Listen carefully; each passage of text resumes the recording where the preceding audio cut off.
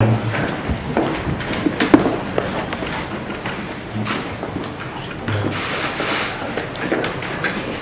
morning.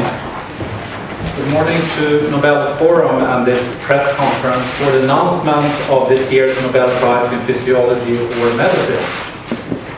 My name is Thomas Perlman and I'm the Secretary of the Nobel Assembly. I will first read the announcement in Swedish, followed by English. And we will then present some background to the prize and open up for questions.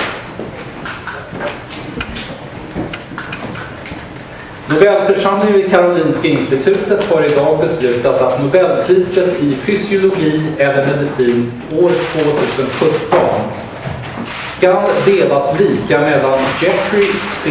Hall, Michael Rosbach och Michael W. Young för deras upptäckter av molekylära mekanismer som styr cirkadisk rytm. The Nobel Assembly at Karolinska Institutet has today decided to award the 2017 Nobel Prize in Physiology or Medicine jointly to Jeffrey C. Hall, Michael Rosbach, and Michael W. Young for their discoveries on molecular mechanisms controlling the circadian rhythm. Here are the three laureates. Jeffrey Hall was born in New York and performed his seminal work at Brandeis University. He's now retired and lives in Cambridge in Boston. Michael Rosbach was born in Oklahoma City and performed his prize-winning studies also at Brandeis University, where he's still on the faculty. And finally, Michael Young was born in Miami and did his work at Rockefeller University in New York, where he also remains on the faculty. I will now describe the discoveries behind this year's award. So this year's prize concerns the circadian rhythm. The word circadian originates from the Latin word circa, meaning around, and dies, meaning day. But in a way, it is actually about astronomy. Ever since the emergence of life on Earth, about 4 billion years ago, evolving life forms had to adapt to the rotation of our planet.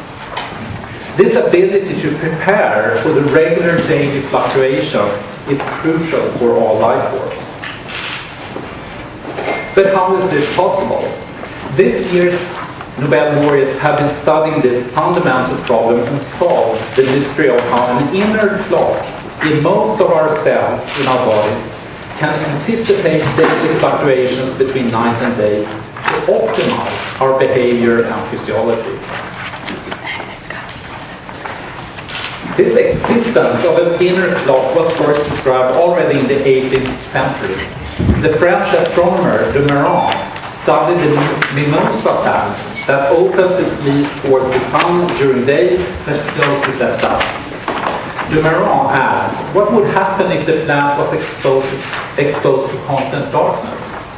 And he found that even then, for several days, the leaves continued to follow the regular 24-hour daily rhythm. In the 20th century, it was established that also other plants and animals, including rodents and humans, have their own biological clocks following the daily circadian rhythm.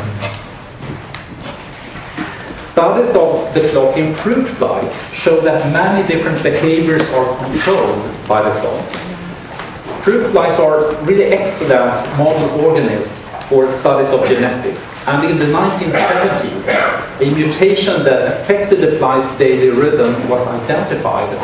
The mutated locus was called period. But how did the mutation affect the internal clock? This year's laureates, they wish to peek inside the clock and figure out how it actually works.